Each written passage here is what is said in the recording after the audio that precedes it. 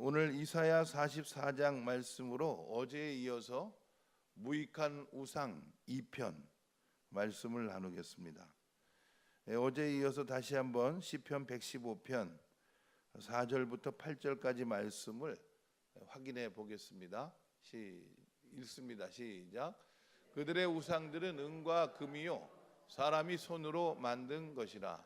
입이 있어도 말하지 못하며 눈이 있어도 보지 못하며 귀가 있어도 듣지 못하며 코가 있어도 냄새 맡지 못하며 손이 있어도 만지지 못하며 발이 있어도 걷지 못하며 목구멍이 있어도 작은 소리조차 내지 못하느니라. 우상들을 만드는 자들과 그것을 의지하는 자들이 다 그와 같으리로다. 아멘. 우상은 아무것도 아니고 아무것도 알지 못하고 아무런 능력이 없다. 그 우상 숭배라고 하는 것은 결국 우리에게 있어서는 욕심을 따라가는 것인데, 우리는 욕심을 따라 사는 사람들이 아니라 구원의 은혜 감사하며 하나님께 우리의 삶을 헌신하여 사명으로 살아가자는 말씀을 어저께 나누었습니다. 오늘 그 파트 2입니다. 욕심을 따라가는 삶이 얼마나 허망한가를 오늘 이사야 44장 말씀은 우리에게 가르쳐 주는데요. 9절 말씀을 읽어보겠습니다. 9절입니다. 시작. 우상을 만드는 자는 다 허망하도다. 그들이 원하는 것들은 무익한 것이거늘 그것들의 증인들은 보지도 못하며 알지도 못하니 그러므로 수치를 당하리라. 아멘. 허망하다는 겁니다. 욕심을 따라 사는 삶은 허망한 것이고 우상 숭배의 삶은 허망한 것입니다. 이 세상에 많은 인생들이 허망하게 살아갑니다. 그림자 같이 살아갑니다. 허망하다고 하는 것에 대해서 이사야 29장 8절이 아주 잘 보여주는데요. 저게 허망한 삶의 증세입니다. 같이 읽어보겠습니다. 시작. 줄인 자가 꿈에 먹었을지라도 깨면 그 속은 여전히 비고, 목마른 자가 꿈에 마셨을지라도 깨면 곤비하며 그 속에 갈증이 있는 것 같이 시온산을 치는 열방의 무리가 그와 같으니라. 아멘. 먹은 것 같은데 꿈에 먹었어요. 그래서 깨면 여전히 배고파요. 마신 것 같은데 꿈에 마셨어요. 그래서 깨면 여전히 목마르다는 겁니다. 이게 허망한 것이죠. 허우적대는 것이죠. 그런데 하나님의 은혜 안에서 예수 그리스도의 이름으로 우리가 어떤 일을 꿈을 꾸게 되면 그것은 반드시 열매를 맺게 됩니다.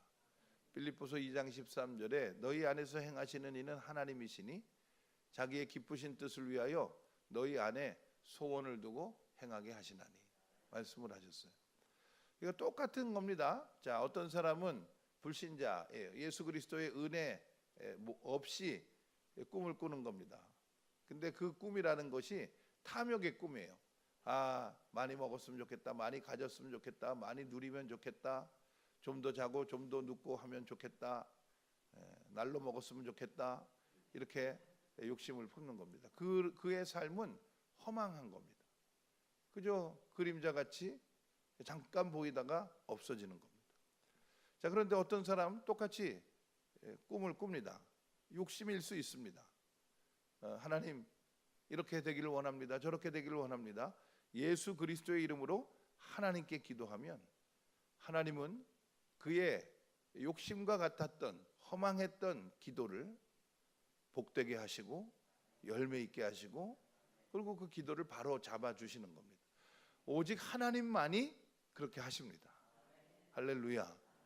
저와 여러분들은 욕심을 따라 사는 삶이 아니라 하나님을 의지하는 삶이 되시기를 바랍니다. 뭐 욕심으로 시작된 것 같아도 하나님의 은혜가 안에서 우리들의 욕심은 그것이 소망이 되고 거룩한 꿈이 되고 그리고 하나님의 능력이 되는 줄로 믿습니다. 얼마 전에 이제 저희 아내가 이제 저렇게 몸져 누워 계시니까 예전에 섬기던 교회에 저희 선배 목사님 딸이 다니고 있었어요. 저희 선배 목사님은 기관 목회를 하신 분이라 그 딸이 그 교회에 다니고 있었습니다. 그게 뭐 이제 청년이었고 우리가 사이가 아주 좋아요. 생긴 것도 비슷하고. 그래서 그 집사님하고 우리 식구 세 식구가 나가면 그 누구도 그거를 다른 식구라고 생각을 하지 않습니다. 아, 목사님 따님이 아주 크고 아들은 어리네요. 이런 식이죠. 그런데 이제 집사님이 오셔가지고 참 제 마음에 참 이게 감동이 되는 이야기를 하는데, 예전에 그러니까 20년 전이에요. 제가 그 교회에 처음 부임해가지고 처음으로 수요 예배 설교를 했는데 그 설교가 자기한테 은혜가 됐다는 거예요.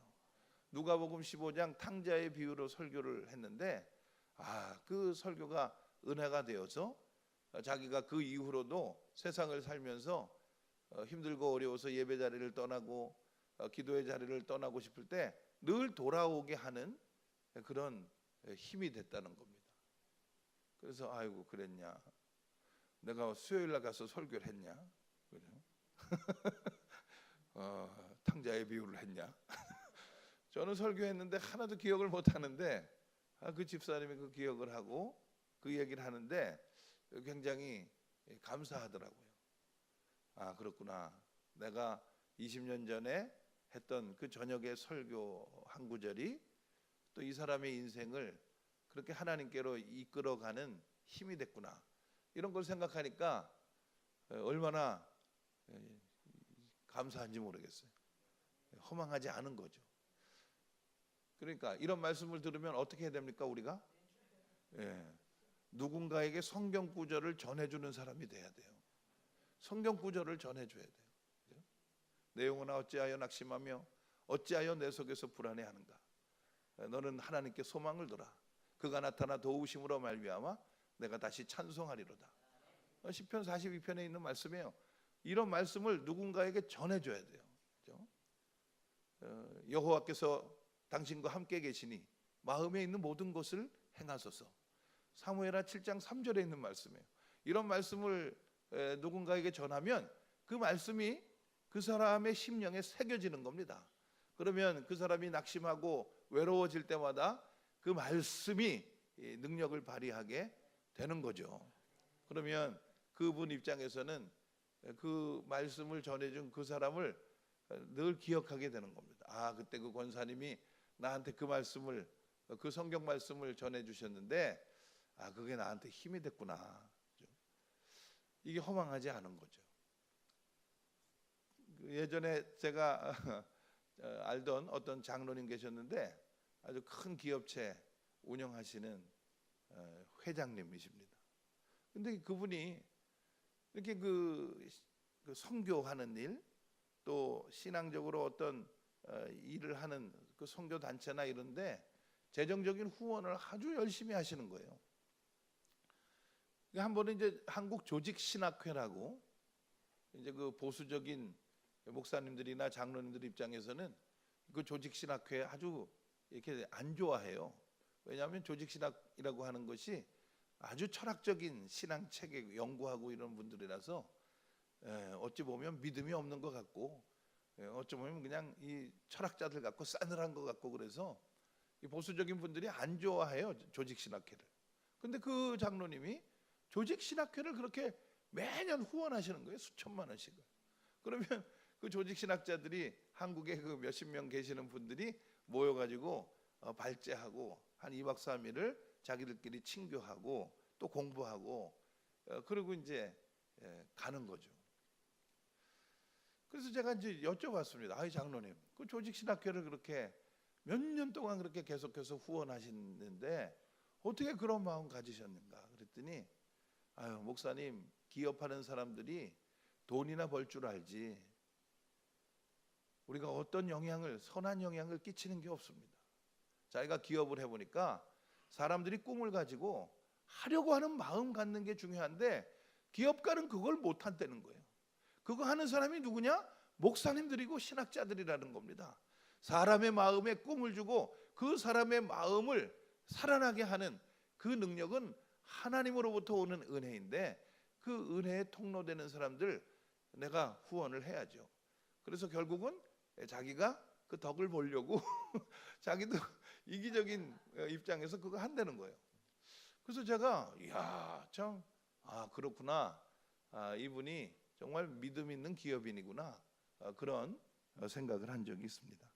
사랑하는 여러분, 말씀이 심령에 새겨지는 그런 축복의 통로들이 되시기를 바랍니다. 그게 허망하지 않더라고요. 그 말씀 한 구절이 사람을 살려내고 사람을 소망 있게 하고 도전하게 하고 그런 아주 무한한 능력의 원천이 되는 것이죠. 우리는 그런 사명을 따라 살아가는 하나님의 백성들인 줄 믿습니다. 허망한 길이 아니라 실속 있는 열매 맺는 삶이 되어야겠습니다. 오늘 본문에 보니까 우상 숭배, 탐욕의 결과는 결국은 부끄러움이라는 것입니다. 10절과 11절 같이 한번 읽어보겠습니다. 10절과 11절입니다. 시작. 신상을 만들며 무익한 우상을 부어 만든 자가 누구냐? 보라, 그와 같은 무리들이 다 수치를 당할 것이라. 그 대장장이들은 사람일 뿐이라. 그들이 다 모여 서서 두려워하며 함께 수치를 당할 것이니라. 아멘. 이 정말 신기하죠. 수치감을 느낀다고 하는 것은 이것은 이제 우리는 영성적인 본능 이렇게 얘기합니다. 영적인 존재들만이 갖는 특징들이 있는데 영적인 존재인 사람만이 꿈을 꾸고 이상을 품게 됩니다. 보다 나은 삶을 소망하게 되고요. 그리고 보람을 느낄 줄 알고 그리고 수치심을 느낄 줄 알게 됩니다. 개가 창피한 거 알겠어요? 개가 개같이 굴고 나서 뭐라 그러면 창피한 줄 압니까? 그냥 이러면서 이제 기죽을 뿐이죠. 세상의 그 어떤 존재도 뭐 보람을 느낀다든가 수치심을 느낀다든가 그럴 능력이 없어요. 오직 사람만이 그것을 느끼는데 욕심을 따라가는 삶의 결국은 뭐냐? 부끄러움에 있다는 겁니다. 그러니까 우리가 예수 그리스도의 은혜 안에서 어떻게든지 이 말씀의 사명을 감당하는 일이 이런 수치의 멍에로부터 우리를 자유롭게 하는 일이 된다는 것이죠.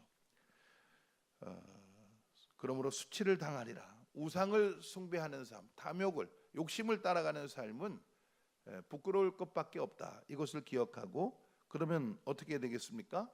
우리가 수치의 결과가 아니라 영광에 참여하는 삶이 돼야 되지 않겠어요? 그러면 우리에게 그 영광을 나누어 주시는 분이 누구십니까? 하나님밖에는 없어요. 하나님 외에 그 누가 우리하고 영광을 나누겠습니까? 하나님만이 믿는 우리들에게 수치를 가리고 당당하게 회복될 수 있을 만큼 영광을 허락해 주시는 줄로 믿습니다. 믿음으로 감사함으로 살아서 하나님의 영광에 참여하는 저와 여러분들 되시기를 바랍니다. 자, 그러면 영광을 위해서 살려면 어떻게 되느냐? 오늘 본문 14절 말씀을 읽어보겠습니다. 14절에 그 우상 숭배의 삶에 아주 단순하고도 명확한 표현이 나와요. 자기를 위하여라고 하는 건데 같이 읽어보겠습니다. 14절입니다. 시작. 그는 자기를 위하여 백향목을 베며 나무와 상수리 나무를 취하며 숲의 나무들 가운데에서 자기를 위하여 한 나무를 정하며 나무를 심고 비를 맞고 자라게도 하느니라. 아멘. 무엇을 위하여 사는가? 그 자기를 위하여 사는 삶은 거룩한 것 같아도 탐욕이요 우상 숭배의 삶이라는 겁니다. 우리는 무엇을 위해서 살아야 되겠습니까? 우리를 구원하시고 우리에게 영생의 소망을 주신 예수 그리스도를 위하여, 하나님의 영광을 위하여, 복음을 위하여, 한 영혼의 구원을 위하여, 교회가 교회되기 위하여. 우리는 자기를 위하여가 아니라 그렇게 하나님 뜻을 이루기 위하여 살아갈 때에 우리는 정말 보람 있는 삶을 살게 되고 허망하지 않는 열매 맺는 삶을 살게 되는 줄로 믿습니다. 자기를 위한 인생은 어리석은 것입니다. 왜 그렇죠? 우리가 우리를 위하는 게 아무런 능력이 없어요. 자기가 자기를 위하는 거는 그거는 아무런 능력이 없는 겁니다. 우리가 이게 정신 차리고 이 진리의 세계를 보면 우리가 우리를 위할 필요가 하나도 없어요. 하나님이 우리를 위해서 은혜 베풀어 주셨고, 하나님이 우리를 위해서 십자가에 달려 죽으셨고, 하나님이 우리를 위해서 구원을 허락해 주셨잖아요. 이미 하나님께서 다 하신 거예요. 나를 복되게 하는 거, 나를 이 의미 있게 하는 것은 예수 그리스도께서 이미 다 우리를 위하여 하신 거예요. 그거 믿으면 되는 거죠. 그래서 자기를 위한 가장 지혜로운 선택은 예수님을 위해서 살아가는 겁니다. 저와 여러분들의 삶이 그런 복 있는 삶이 되시기를 바랍니다. 오늘부터 이제 우리 청소년 수련회가 시작이 되고, 또 내일은 유치부 성경학교가 시작이 되는데요. 우리 어린이들이, 우리 청소년들이 정말 자기를 위하여 사는 삶이 아니라 하나님을 위해서, 예수 그리스도를 위해서, 교회를 위해서 살아가는 삶이 돼야겠죠. 아마 기적이 일어날 겁니다. 아무런 꿈도 소망도 뭐 없던, 그냥 지지고 볶던 어린이들, 청소년들 마음속에 내가 교회를 위해서 살아야겠구나, 내가 예수님 위해서 살아야겠구나, 그런 마음을 품잖아요. 그러면 그 마음을 품은 어린이들, 청소년들은 그때부터 꿈을 꾸게 돼요. 하나님 말씀을 붙들게 돼요. 능력이 생기게 돼요. 요즘 정말 질이 멸렬하고 있는 이 세대를 바라보면서 오늘 기도하실 때에 청소년부 수련회, 또 내일부터 시작되는 유치부 여름성경학교, 그래서 꼭 기도해 주셔서 우리 어린이들이 어린 시절부터, 청소년들이 청소년 시절부터 하나님의 영광을 위하여 삶을 헌신할 수 있도록 그렇게 기도로 도와주시기를 바랍니다. 기도드리겠습니다. 오늘 아침에 심상남 권사님 11조, 심상남 권사님 캄보디아 선교 헌금 봉헌하셨습니다. 사랑의 하나님, 육신을 입은 우리들 어리석게도 자기를 위하여, 자기 욕심을 위하여 살고자 잘못되고 허망한 생각 품을 때가 있습니다. 그 길은 결국 아무것도 아닌 길인 것을 어제와 오늘 말씀을 통해 깨닫게 하시는 것 감사를 드립니다. 우리를 위하여 십자가의 은혜로 구원을 베푸신 예수님을 의지하고 말씀을 심령에 새겨 진정으로 참된 인생길 걸어갈 수 있도록 인도해 주시옵소서. 구원의 은혜 감사하며 하나님께 헌신하여 거룩한 삶이 되도록 은혜 내려 주셨으니 그 은혜 안에 믿음으로 뿌리를 깊이 내리고 철을 따라 열매를 맺는 복된 삶이 되도록 인도해 주시옵소서. 오늘부터 시작되는 청소년부 여름 수련회, 또 내일부터 시작되는 우리 유치부 여름 성경학교, 하나님께서 복 내려 주시고 섬기시는 목사님과 선생님들, 함께하는 모든 어린이와 청소년들 그리스도의 사랑 안에서 꿈을 회복하게 도와주시고 구원의 은혜와 기쁨 회복하는 복된 시간 되도록 인도하여 주시옵소서. 자기를 위하여에서 하나님의 영광을 위하여 삶의 초점이 옮겨지는 복된 시간이 되도록 주님 함께하여 주시옵소서. 귀한 예물 봉헌하는 손길 기쁨으로 맞이해 주시고 하늘의 복으로 응답하여 주시옵소서. 예수 그리스도의 이름으로 기도드리옵나이다. 아멘.